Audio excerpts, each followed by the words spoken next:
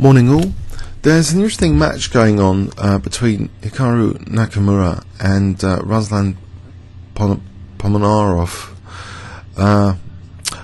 It's showing some interesting King's Indian games. I thought we should have a look at one of them.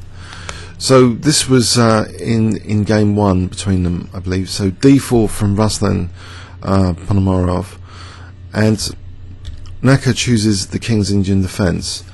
And funny enough, I'm starting to arrange my King's Indian defence videos at facebook.com/King's Indian Defence if you want to have a look at some other videos, but I'm going to put this video there. And I think that's an interesting place to chat about the King's Indian generally as well. If you've got any interesting links and stuff, yeah, you know, post them to the wall there. Okay, so what happened in this King's Indian? So it was like classical main line with bishop e2, and so far all sort of classical main line stuff. Bishop e3 here, so not minding the tempo gain, actually. You know, gaining a tempo if the pawn gets to f4. Sometimes players, you know, put the bishop on d2, but here, you know, the bishop's actually kind of more aggressive though on the queen side. You know, putting pressure on a7, for example, and supporting the thematic break. So it's not all bad. This next move though is like, you know, a kind of hybrid, because the Shirov system is usually with the bishop here and then to play g4. But now Ruslan plays g4 here, so he's blocking up the king side, and he's still got, you know, without having to maneuver the bishop like there anyway. So it's usefully eyeing h4, you know, just in case there was knight g6 to h4. That could be helpful to be able to take at some point. So the king side's getting kind of blocked here. Rook f6, interesting rook lift to try and use the h file. So rook h6. So it seems as though, you know, this is a bit of a worrying attack by black, or is it? Is white kind of reinforced concrete here? You know, g4 has got like a battery of bishop and queen to support it as well. And there's not really any pressure at the moment. Once the knight goes to f6, there'll be imminent, you know, threats though, like of knight g4s. So king g2, and now c5 from Naka. And it's tricky, you know, these decisions, you know, to try and slow down white's queenside attack, or are you making it worse on the queen side? That's the continual, you know, issue here. But Ruslan, he kept it sort of open by taking now, and now playing c5, so he's rupturing, trying to rupture and undermine the pawn chain, you know, e5 in particular. D takes, knight takes c5, but at the moment e5 is like fortified quite well. It's the d file which carries issues.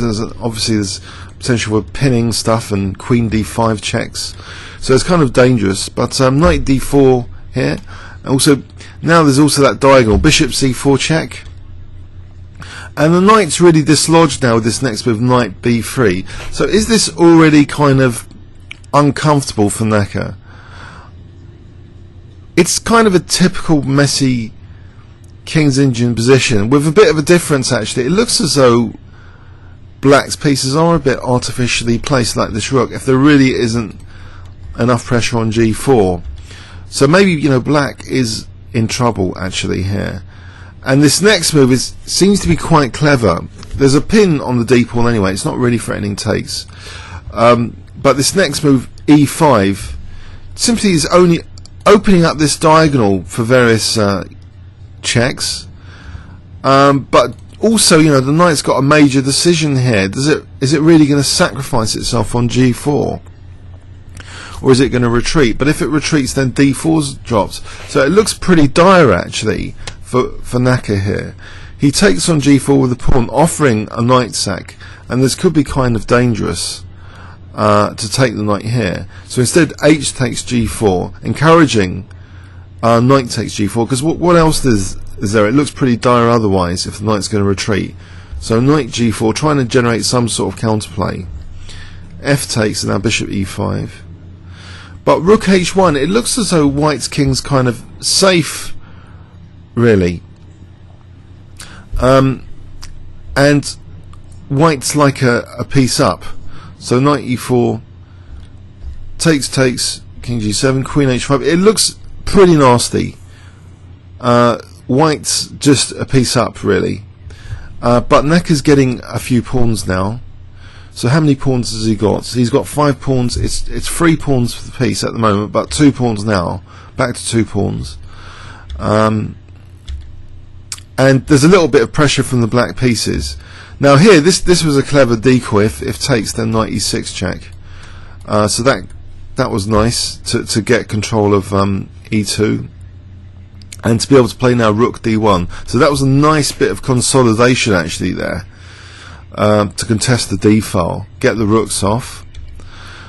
So here it should be just technique actually. White's like a piece up, and the first stage is to simplify really the position more, getting another piece, couple of pieces exchanged off pretty soon. So how did that happen? It happened pretty soon. It's a long game, lots of manoeuvring here. So the king's kind of invading, but finally after this king e5, it was tempting Necker to do something radical here. So he played bishop e3, offering bishop exchange, which was taken. So I guess if he doesn't, he's in big trouble anyway. Somehow, maybe just knight d4, or it looks as though there's a big problem on the horizon. So bishop e3, bishops come off, further simplification. And actually Necker's a bit cheeky in this game. He's aiming for this ending where he's going to sacrifice the bishop for white's last pawn to get a bishop and knight situation, which maybe, you know, a lot of club players don't know how to make with bishop and knight. And the only time I've had to do it, I was a bit lucky. It was at a German in a club championship match for Muswell Hill. I was able to research how to do it, but and there have been lots of videos on YouTube for how to do it, knight bishop versus king. But I think, you know, like Majnu's done a very good video about it, which I'll give as a link in the in the description of this video, so you can check out Majnu's bishop and knight versus king video. So Necker's cheekily playing on knight and bishop versus king. So one of the key points is the bishop has got to you've got to drive the king to the square of the bishop. So the king's like got to be driven either like here or here. So you've got to systematically, pardon me, let's go back. You've got to systematically like create a wall to encourage the black king to do that. So at the moment, like the wall, you know, the bishop and knight have got to drive the king to a light square. So that's kind of happening here.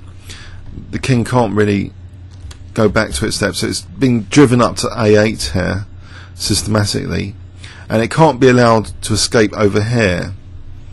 So knight b5 stops the use of these squares.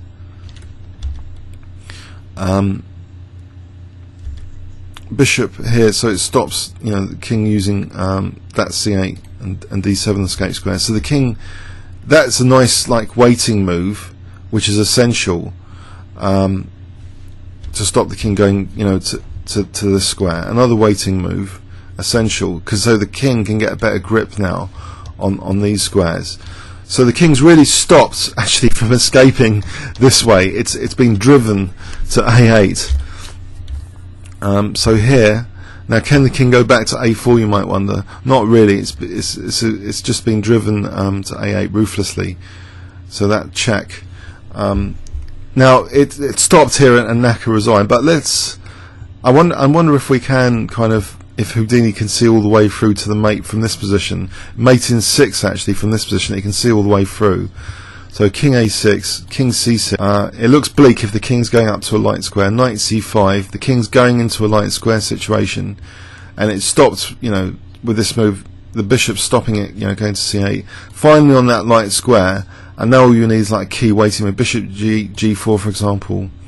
Check, and then bishop f3 mate. So king gets.